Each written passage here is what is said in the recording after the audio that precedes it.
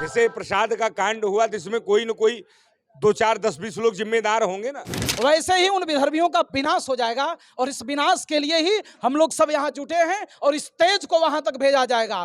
अगर सरकार का अधिकार रहता हो तो उस रूप में रहे जिससे मंदिर की पवित्रता बनी रहे। तिरुपति बालाजी में प्रसाद में मिलावट की खबर के बाद पूरे देश में जो साधु संत समाज के लोग हैं उनके अंदर आक्रोश है और इसी क्रम में काशी में भी तमाम जो संत है धर्माचार्य है बड़ी बैठक कर रहे हैं और हम उनसे बात करेंगे और समझने का प्रयास करेंगे किन किन मुद्दों पर आज ये बैठक है। गुरुजी क्या कहेंगे आज की ये बैठक को लेकर, जिस हिसाब से चीजें खबरें निकल कर सामने आई? यही कहूँगा कि जो मठ मंदिरों में अपवित्रता फैलाई जा रही है छद्म रूप से, उनको किन्हीं न किन्हीं प्रकार से दूर किया जाए। इसलिए हम लोग यहाँ इकट्ठे हुए हैं कि पुरजोर इसका विरोध किया जाए, सरकार तक ये बात पहुँचाई जाए कि लाखों करोड़ों लोगों की आस्थाओं के साथ खिलवाड़ न किया जाए। जिस ढंग से बात सुनने में आ रही है कि प्रसाद में अपवित्रता की सृष्टि की गई, अब बात होती है कितने लोगों की आस्था चौटहिल होगी।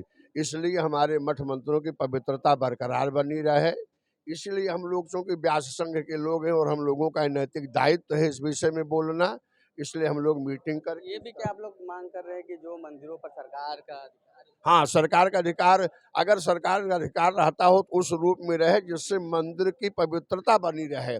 उनको अंदर पूजा पाठ करने का, इन सबों का उनको नियुक्त करने का अधिकार नहीं है। जो लोग उसके योग्य पात्र हैं उन्हीं लोगों को रखा जाए जिससे उसकी शुचिता बरकरार बनी रहे।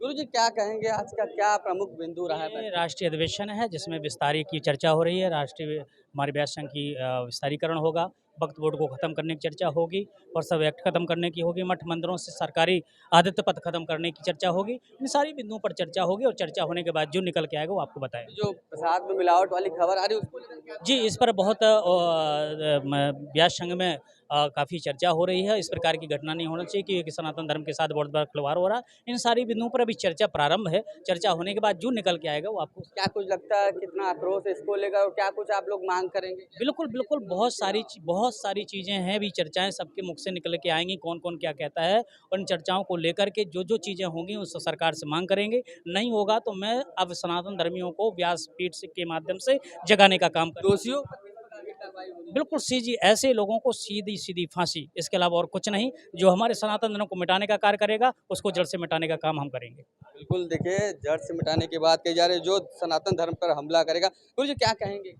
जो घटना सामने आई महाप्रसादम वाली, कैसे देख रहे हैं आप लोग? कितना आक्रोश इसको लेकर? नहीं वो गलत है, वो घिनौना काम है, ऐसा नहीं होना चाहिए था।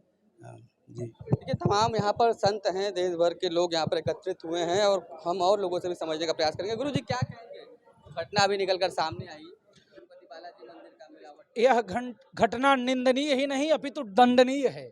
ऐसे घटना करने वालों को, ऐसे रचना रचने वाले को, ऐसे पापियों को यथाशीघ्र दंड देने चाहिए और वह भी बिना विलंब किए, अविलंब दंड देने चाहिए।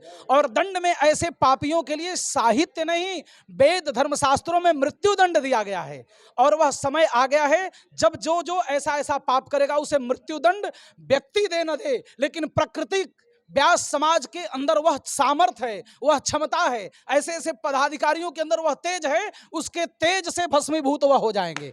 तो मैं विश्वास दिलाता हूं आपको कि संवत्सरेण सिद्धि स्यात्, जैसे एक संवत्सर में सिद्धि प्राप्त होती है वैसे ही उन विधर्मियों का विनाश हो जाएगा और इस विनाश के लिए ही हम लोग सब यहाँ जुटे हैं और इस तेज को वहां तक भेजा जाएगा जिससे सभी का, उन विधर्मी पापियों का, अत्याचारियों का विनाश हो जाए। तो क्या मांग करेंगे आप लोग कि आगे इस तरह की पुनरावृत्ति ना हो? क्या मांग करते हैं आप लोग आज बैठक के बाद, इस तरह की पुनरावृत्ति दोबारा ना हो? अब भाई हमारा सिर्फ इतना ही कहना है कि सरकार इस पर विशेष ध्यान दे। जैसे अन्य धर्मों के लिए वक्फ बोर्ड वगैरह का निर्माण हुआ, ऐसे सनातन धर्म के लिए भी किसी सनातन धर्म को जागृत करने के लिए वहाँ भी किसी बोर्ड का चुनाव किया। वक्फ बोर्ड की तो समाप्ति की बात कर रहे हैं आप लोग, उसको समाप्त किया जाए। समाप्ति की बात नहीं कर रहे भाई, ये माना जा रहा है कि अगर जो गलत है उसको समापन आपको करना है। जैसे प्रसाद का कांड हुआ तो इसमें कोई न कोई 2, 4, 10, 20 लोग जिम्मेदार होंगे ना। खाया तो लाखों लोगों ने कि जिम्मेदार तो कुछ ही लोग हैं, तो उनको ना दंड देना है, लाखों लोग थोड़ी दंड पाएंगे।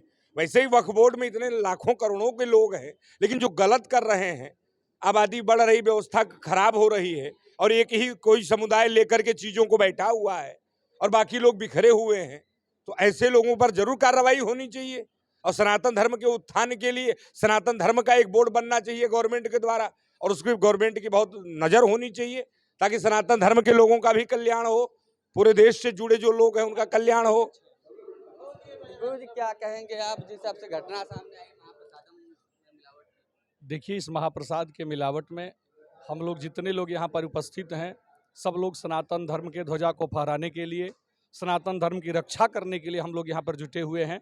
और इस विषय में हम लोग को जहाँ तक हो सकेगा तहाँ तक हम लोग अपने मन बुद्धि के द्वारा इस कार्य में हम लोग संलग्न हो करके और इस पर अपना पूरा हम लोग सहयोग करें। दोषियों पर क्या मांग करते हैं? दोषियों पर मांग सीधा उनको मृत्युदंड ही मांग करेंगे हम लोग, और क्या करेंगे मांग। बिल्कुल, देखिए तमाम यहाँ पर जो है देश भर के साधु संत जुटे हुए हैं और तमाम तरह की बातें की जा रही है। उनका कहना है कि जो दोषी हैं उनको मृत्युदंड दी जाए।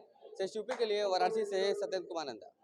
यूपी की हर खबर देखने और उनसे अपडेट रहने के लिए हमारे चैनल श्रेष्ठ यूपी को सब्सक्राइब और लाइक करें। साथ ही बेल आइकन को दबाना ना भूलें, जिससे हमारे हर वीडियो की जानकारी आप तक पहुंचती रहे।